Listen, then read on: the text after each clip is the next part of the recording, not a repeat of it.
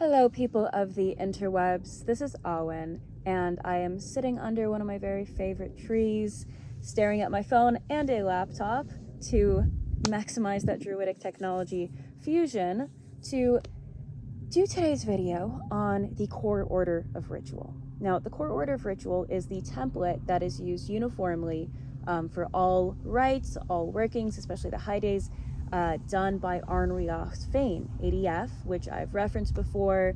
I have been a member with ADF since I was 17 years old, and it's really where I learned to do ritual, where I learned to participate in them, where I learned to lead them, where I learned how to create functional rituals that actually work, that are effective literally and interpersonally and emotionally, creating rituals that are actually resonant and that flow, and yet again, that actually work. So I felt that it would be very worthwhile sharing it because it's something that continues in the vein of energy that I've been on this week, which is practicality. Just the bones of doing ritual, of doing magic, and creating ritual is pretty important. So without much further ado, I am going to look sideways a little bit here. I will include the link that I'm looking at, which is really just a list of all the steps of the core order of ritual. I will just be running through it with you, sharing my thoughts on each step for the most part, probably sharing a little extra commentary at times. But if you are someone that is curious about Druidry, or not necessarily a Druid, but interested in just ritual construction by itself, looking to draw some more inspiration from other styles, then I hope there is something here for you to kind of chew on. So here we go. Step 1, initiating the rite. This may include, but does not have to include, a musical signal, an opening prayer, a processional, and some way of establishing the group mind. So I tend to go for, let's say, 3 out of 4 of those, or at least half of them. I do not always do a musical signal, although Raven's Cry Grove, the grove out here that I've been a member of for quite a while now, they typically will do, the sound of a bell. You get the idea. It's pretty simple. The opening prayer is pretty self-explanatory, but the processional is something that I like to never miss. And it can take a similar functionality to kind of laying the land that you will see and that you'll do in traditional witchcraft. It's really when people start to get into that active awareness of, we are shifting from the everyday and the mundane into sacred space. And processionals will usually have songs or chants that go with them as well. One of my favorites are really the stuff by Ian Corrigan. I have other videos on this channel where I very badly show how to sing some of those. We Approach the Sacred Grove is simple, classic, tried and true. I've done that one many times. Just understand, no one has ever accused me of being great at singing, but you will get the idea. So anyways, the processional is when people are still filing into the area. We've done them in so many different kinds of locations. Sometimes it'll be the back of a metaphysical store where, like, you can see, the alley behind the sort of perimeter. It's like very urban, very just normal, like driving around the city type stuff. Sometimes it'll be outdoors with tons of wide open space. Sometimes it'll be a backyard. So obviously, sometimes, depending on your numbers and where you are, the amount of time it can take to file people in is not always a short period of time. So I think that it's just a very valuable piece of ritual to have something for people to repeatedly sing that is very simple. Like We Approach the Sacred Grove, you can go find the video, I won't inflict it on you right now. But something easy that people can do together, that they can catch on with, that will start to get them in that other headspace. And that leads into the fourth thing that you can do to initiate a rite, which is establishing the group mind. Now, this is the one thing where in Raven's Cry, we always put this as doing the 2 powers meditation. Looking at the core order of ritual now, I don't see that here explicitly stated as the way to do that.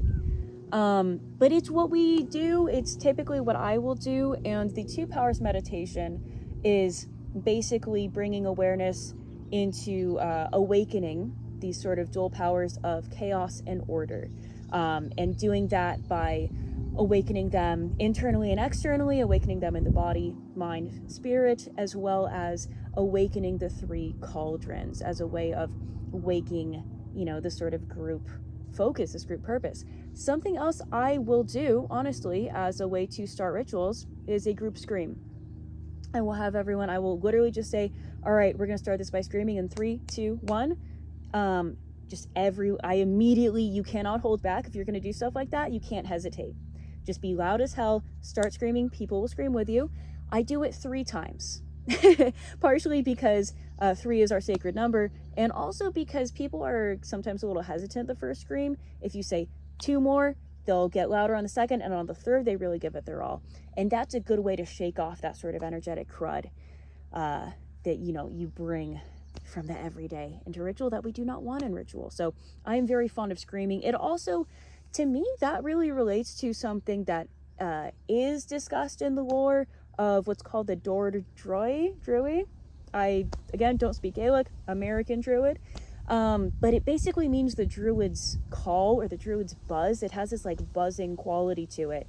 And when I've read about it, I encourage you guys to look this up as well if you want. But to me, I always got this intuitive feeling of like, yeah, this is, okay, I know what this feeling is. And you can bring it both by starting with a scream and turning it into a literal buzz. If you've done the Nordic side of things a little bit, if you've done something like Galder, it's similar. It's just not always defined. Sometimes it's literally just sound. So I very often will like to start rituals that way. Second is purification. There are some, again, tried and true ways to do this. You can do this by, I know seining is the Scottish word for it, but basically bringing, just smoke cleansing someone, bringing incense around them, some kind of resinous herbs, and just going over their body with it. You can do this with some kind of purifying water as well. Ocean water is great. River water is great. River, because it's liminal. It's like magic is always in motion. So river water has that magical quality of being in motion, of being in between states. The ocean is great for similar reasons, and the salt is also literally purifying. So you can do it a few different ways as long as you are doing some kind of purification. Often we like to have a literal sort of either archway or 2 branches being held or some kind of fabric that you step through to sort of lock in that, I am moving into sacred space. Next, as part of the core order, we have honoring the Earth Mother. Very often, I think actually every time with Raven's Cry, they will have everyone drop down and literally touch the earth or the concrete, whatever it might be, and just give a group thanks to what we are doing. Now, personally for me, there is just as much out there talking about the earth and its qualities as masculine as there is feminine. Mind you, not getting into gender shit. This is in a magical thinking sense. This is symbolic. This is not dogma. The point is, energies. It's not literality. But in any case, in the core order of ritual, it is honoring the Earth Mother. That's simply what is there. And very often for, the 8 high days, there will be a specific goddess that is linked with the power of the earth, the fertility of the earth.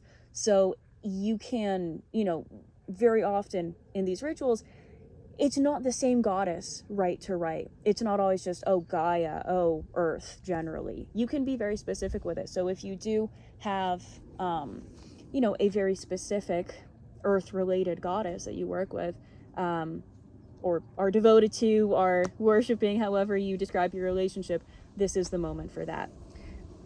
Pardon me. Coughing. Moving right along. Statement of purpose. This is really important. Really just for people to have an idea of what the fuck they're doing here, because so there tends to be 2 situations. One, let's say that you are in a very tight-knit group, maybe it's a coven or something resembling it, and you guys already have an idea of what you're getting up to. Maybe you've been collaborating and brainstorming for weeks or months, or maybe even in that type of group, some people, so the sort of core brainstormers, have a very good idea, and some of them are just showing up, who are just down for whatever. And especially in like bigger rites and the sort of, that's one side. And then on the other, I'm just going to take this off, you have more public facing rituals, you have stuff with newcomers and guests and people that are definitely not part of your core brainstorming group, who have no idea necessarily what they're there for. They just want to do some magic. That's probably all they know.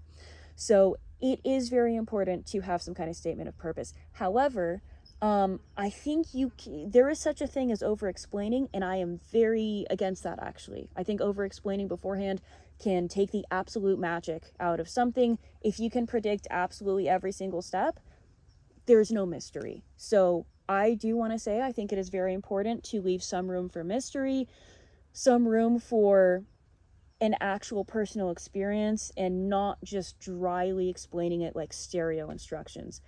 That is not magical. But what you should do is convey the theme, convey the idea. Like, are you here to integrate the powers of chaos and order in yourself? Are you there to do some kind of is it more cathartic? Are you trying to create change? Are you trying to affirm something that already exists? Are you there just to make offerings and praise your gods? Or are you there to actually work a spell to, make something different happen?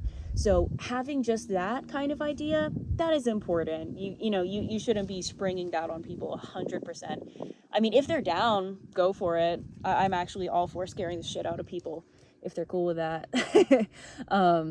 So statement of purpose, pretty self-explanatory, and those are my thoughts. Next, you have, very cute, they put in parentheses, for the RE, but recreating the cosmos. So it says, sacred center must be established, and the birds are sharing their thoughts here too. Sacred center must be established in a triadic cosmos. The 3 worlds or realms must be acknowledged. The fire must be included, and sacred center is most commonly represented as fire, well, and tree. So, like I've talked about in other videos, the powers that be, the kindreds, they correlate directly to the elements of land, sea, and sky, the 3 realms. And we do physically represent those at ritual. Someone will bring a plant, we have a fire, unless it's being absolutely forbidden by whatever campsite we're at. We'll have what we call the well, which is usually some kind of big cauldron with salt water in it. And this is something that I really like. I love having physical representations of what we are doing. It helps to solidify things in a more real way for people, and they become literally portals. They become what they are representing during the sake of the rite. So when you go later in the rite to make offerings or to do magic with that particular realm or element or power, you have that portal right there. So that really, this whole thing, recreating the cosmos, I've said before that Druidry is deceptively simple. It is about as simple or as extremely deep as you want it to be. So this whole recreating the cosmos part, it could be its own video. It is not necessarily as simple as it might be coming across in this video. But I am just here to run through the core order of rite. I will go over specific stuff some other time. So anyways, next we have opening the gates. This is very often a beautiful part of the rite. It's something that I particularly enjoy. It says opening the gates must include a gatekeeper. So opening the gates, what that really is opening the gates of magic. So up until this point, we've been getting ourselves ready, we're cleansing ourselves, we're stepping into what we're starting to engage with as sacred space. But to open the gates, you are stepping into that the realm of ritual, where things are different, where you are not here to talk about your day job or your whatever your day-to-day problems are. That's back here on earth. That is somewhere else. That is no longer here in ritual with us. This is where the sacred is alive. So must include a gatekeeper. This is basically, you need to call a deity, a god that is responsible for holding that space, for holding, for blessing us in opening those gates of magic, and also in when the time is has come to close the gates, to end the rite, to help us close them, because that is something that is unique to this style of ritual. And I think it is actually really helpful and important, because what this really effectively does is it creates, I don't want to sound like a fucking Hallmark card here, but I feel like therapy people are very fond of the word container, and that sounds kind of sterile. So I think you get the idea. It basically creates boundaries, which means that you can go in, do what you need to do, come back out and be a normal person. I think that is something that is crucial for effective ritual, because if it's no different than anything else, then it's no different than anything else. Like, it's not ritual. That's, you know, I think you guys get the idea.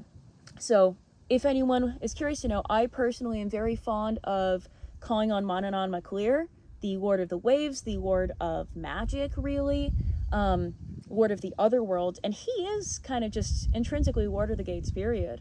So when I am calling to open the gates, he is the one that I call to for this one, because it's really what he does, and I also adore him. I adore that god. He is just, there's such a beautiful like flavor to the way that he works, that he's maybe I don't know if I have the time to get into it fully, but I love his what makes Manannán special as a god, and also as a gatekeeper in a sense, is that something that's his thing is really honor. It is oath keeping. It is justice, you could say, but it's definitely making sure that you keep your word and things happen as you swear that they will. So given that, you know, honor and hospitality is what lets us do what we do, he's someone that's especially potent and powerful to call on for that particular role. So that's my go-to.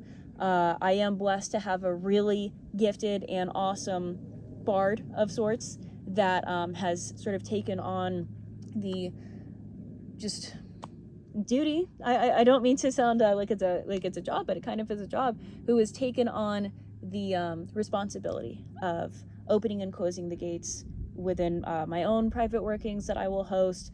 And she does a very beautiful job of making it not just, hey, help us open the gates, but actually in a more trance-like sense, taking us through visualizations and taking us to actually sometimes meet the gatekeeper themselves, or to simply go on that experience to, again, you know, have something that's emotionally resonant. So you can do that opening the gates either way, depending on how you're feeling, depending on where the energy is. You can just call and say, hey, help us out.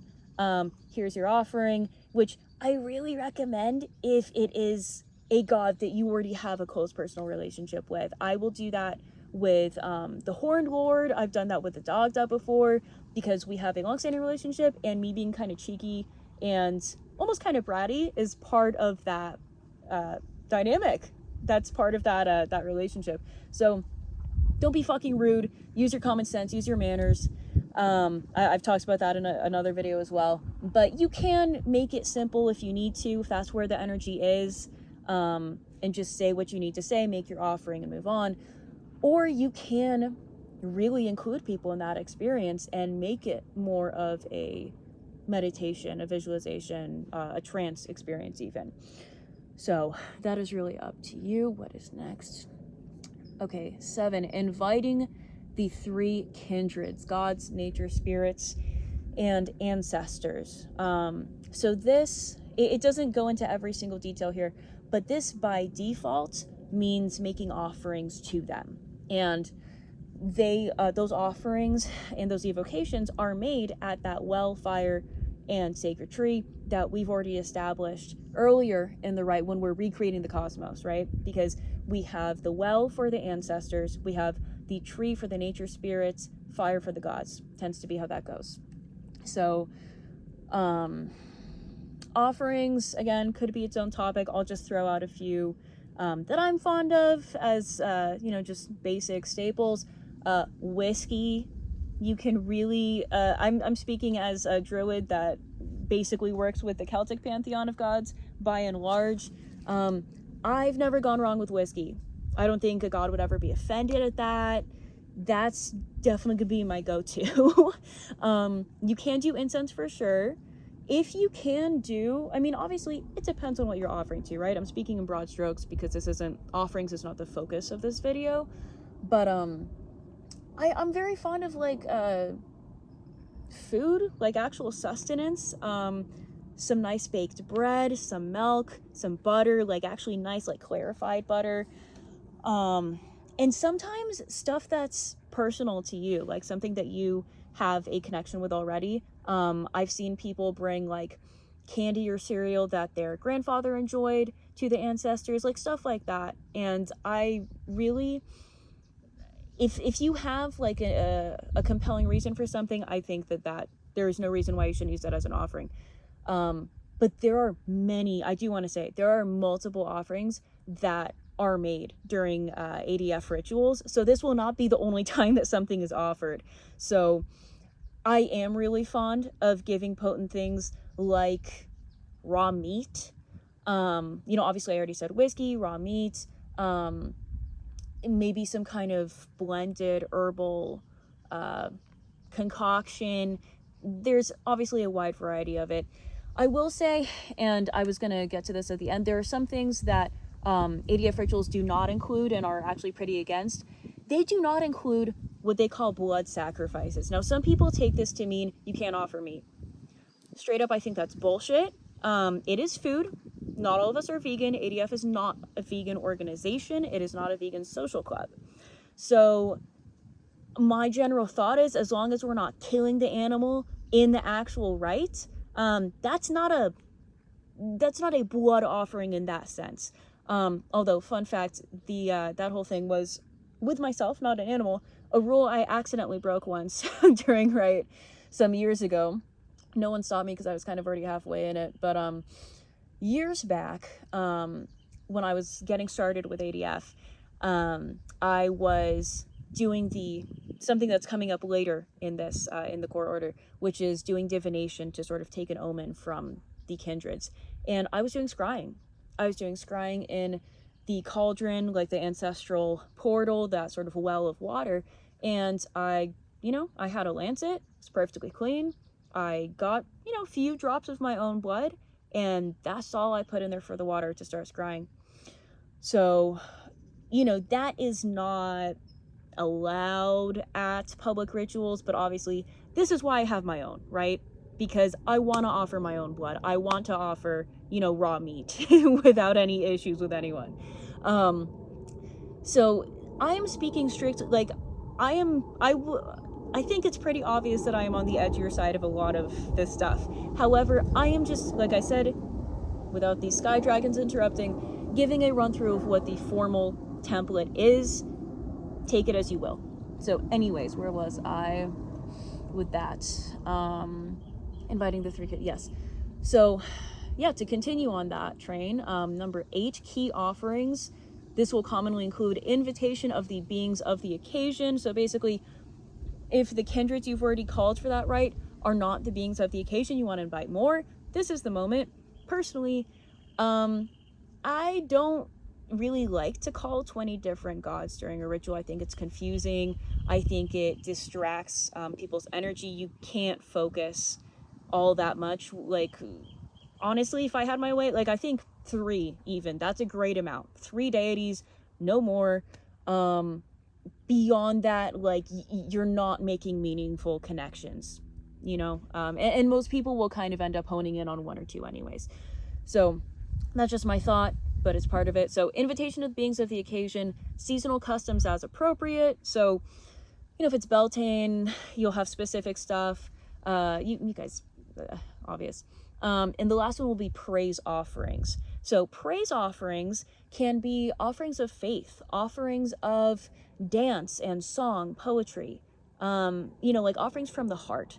And I do want to say, if this is something that you include, because it says this will commonly include, so you don't have to do praise offerings necessarily in that way, but if it's something that you're going to do, you need to make it flow for the ritual. Because I've seen this kind of just not gel well before, because you'll go straight from a very serious evocation of calling a certain god for a certain reason, and then it's, okay, dancing, laugh, start cheering. Like, it's like, no. This is, you are building energy. You need to actually ease people into that. It needs to flow in a way that makes sense to people without you having to tell them what to do. Because obviously, like, you have to, there's a structure that the people who are doing the ritual as clergy will uphold, but the second, like, you can't tell someone celebrate when they're in a serious mood. And if that's kind of the situation you've ended up in, you have not really done your job as a leader. The corporate way to say that would be, this is a learning moment.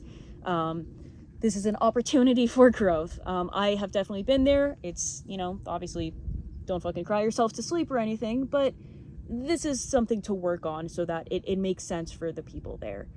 So anywho, next, prayer of sacrifice. Offerings are a big part of this thing. This is something that everyone notices. We are very heavily devotional. So prayer of sacrifice, pretty self-evident. Some people take this, I don't know if, something that Ravenscry has done a lot is like a piacular offering, it's called, where it's like, oh, if we have mispronounced anything or done anything wrong, then forgive us. Fuck that shit, respectfully. I don't really like to do it. We are not Catholic. We are making offerings of faith, and yeah, like, things do happen. I think that's something you should say if you need to. Like, if the ritual has gone off with several hitches, sure, say that if you need to. But if it's going fine, I that's not something I feel like you need to, you should have to include. But prayer of sacrifice, it doesn't have to be apologetic. It's literally just an additional, accept our sacrifice, accept our offering. We are here to kind of honor that old bargain between gods and mortals. We're giving you a gift for a gift, blah, blah, blah. And that goes into the omen, which I mentioned, where I accidentally broke that no blood offerings rule, which, still, it wasn't really an offering. I was doing divination with a few drops of my own blood. I'm a little defensive about it. Anyways, omen. So there is no specific way that you need to do this. If you read tarot, do tarot. If you read runes, do runes. We have had this really incredibly naturally gifted seer who has done divination by literally reading livers, like getting fresh livers, throwing them on the ground and reading them and what it means for the grove as a whole. There was some argument about that because it, some people considered it a blood offering, blood sacrifice, whatever. I always thought it was very beautiful and I enjoyed it. So the only thing that I will really say is, ritual, public facing ritual, let me be specific about that. Public facing ritual is not the time to learn how to do whatever system of divination that you are utilizing. That is the time to do what you know. If you are still learning how to read Ogham or the runes or whatever it is, tarot, respectfully, to bring a book and just read at people out of it, that's not ritual. That is not magic. That is not what we're there to do. Do that at home in your own rights. Learn how to actually read what the fuck you are doing, and then take on the role of being a fucking seer at a public ritual. And I say that with love. That being said, yeah, like, it is nice to have, if you have a group that is cool with you kind of still being in your training wheels phase, this is what groups like this can be helpful for. Like, if your local ADF grove is, kind of more in that training wheels side of things, that's, like I said, how I learned to do a lot. It's really just, I think it is important to know what you're doing. So anyway, omen. Next, we do finally call and ask for the blessings of the kindreds. This is where we are no longer making offerings, and we are asking either for something specifically for ourselves, for the grove. It can really be whatever. And at this point, there tends to be something like that people are very familiar with a lot of the time. We pass around a blessing cup. If you're, squigged out easily, which I think is pretty lame, they have those little paper cups. But it's also, it's not always if you're squicked out. The only time that the little tiny paper cups is not lame is if you are really, if you have so many fucking people that you need to have like multiple people handing out libations at the same time, then it just makes sense. I get it on a practical level. But I think if you have enough people that you can pass around the same chalice, that is very powerful. I think that using actual magical tools for magic, and not like red Dixie cups, is important. So anyways, where's I going with that? Hallowing, the calling and asking for the blessings. So we're not like drinking the libation just yet, but we're saying, give us the waters of life. We've offered you a gift for a gift. This is about exchange. Give us a little sugar. So hallowing, the blessing, we'll make some kind of verbal statement again. We're pretty verbose, I guess. And then affirmation of the blessing, in which it is passed around. We say, we have accepted the waters of life, blah, blah, blah. And next from this, I've always felt a little odd about the placement of this, to be honest. I like this template, but there are a couple things that I would move around. I guess I'll save my thoughts on that for after. This is where it says workings, parentheses, if any.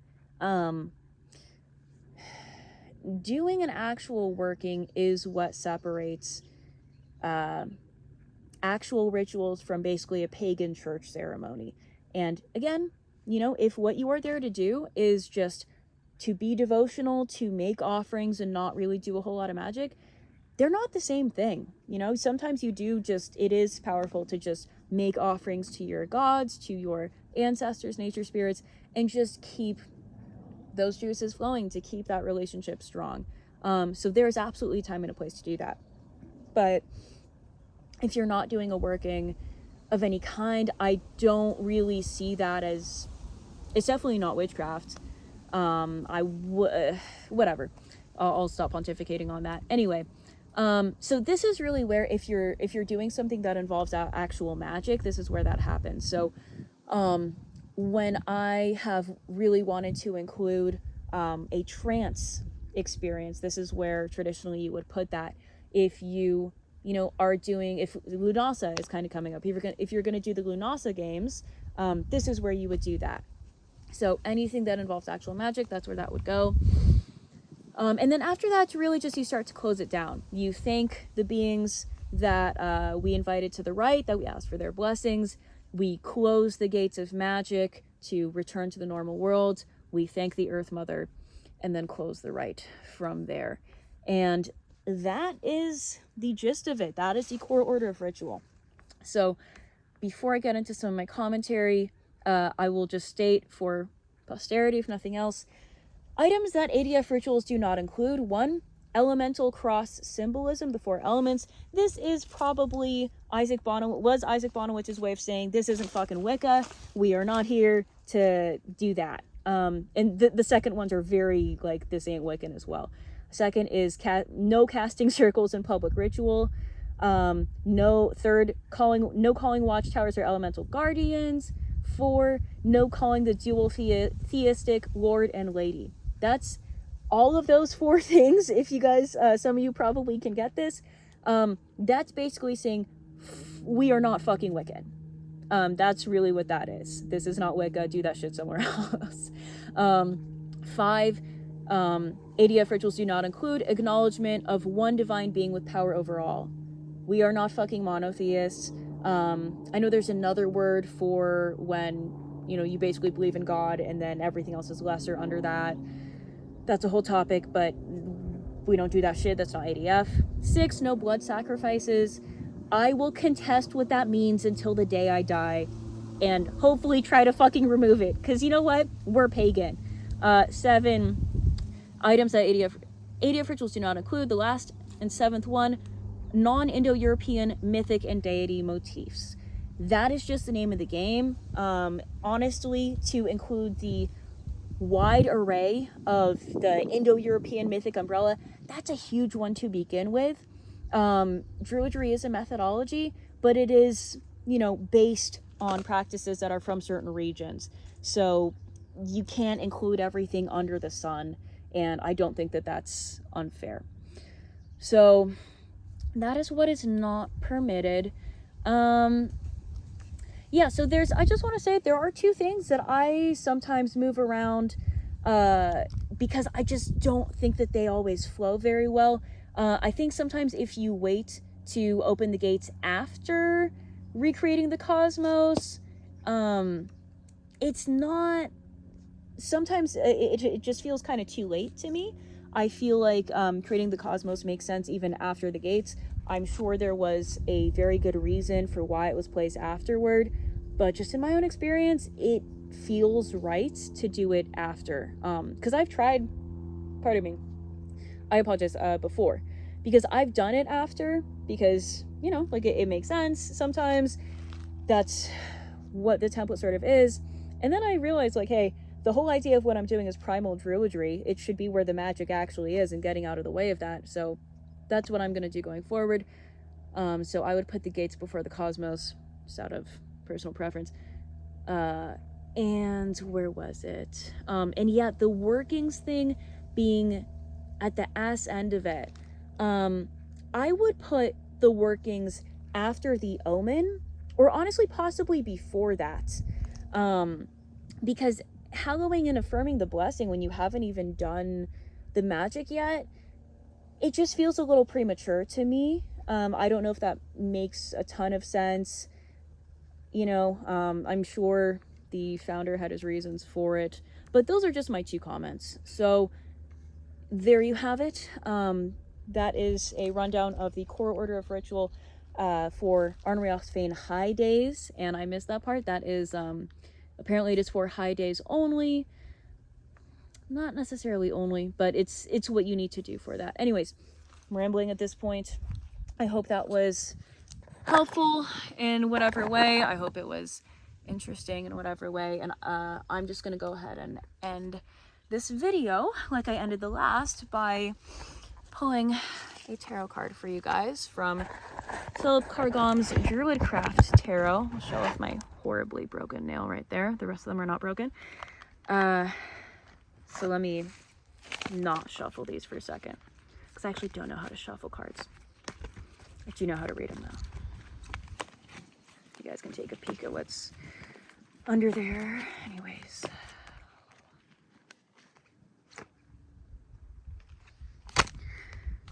The Lovers.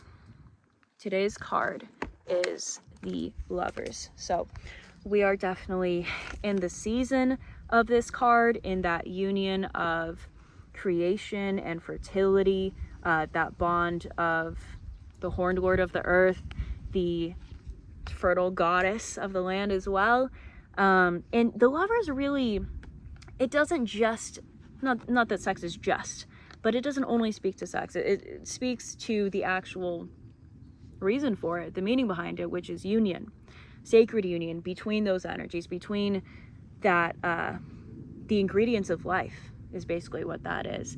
So I would take this as fortuitous, and definitely as a moment to look at what in you could use some unification, could use some being brought together, or just go fuck in the garden. If that is available to you, I strongly recommend that. It is pagan fucking in the garden, fucking outdoors season. So do that. And if you do end up having a child, give them a cool pagan name, because there's not enough of those in the world. So that's what I will give you for today. And yeah, thank you guys for watching. If you have any questions that you would like me to related to Druidry specifically, I'm not going to take on everything, but if there's anything on Druidry in specific that you would like to hear from me about, I can't promise I will do it, but I will heavily consider it. At this point, I just like to make videos on what's inspiring me at the moment and what I think would be helpful for people to just have some kind of video on. But yeah, I will take it into consideration. So anyways, wishing you guys the best. I appreciate y'all that watch these, and have a good day.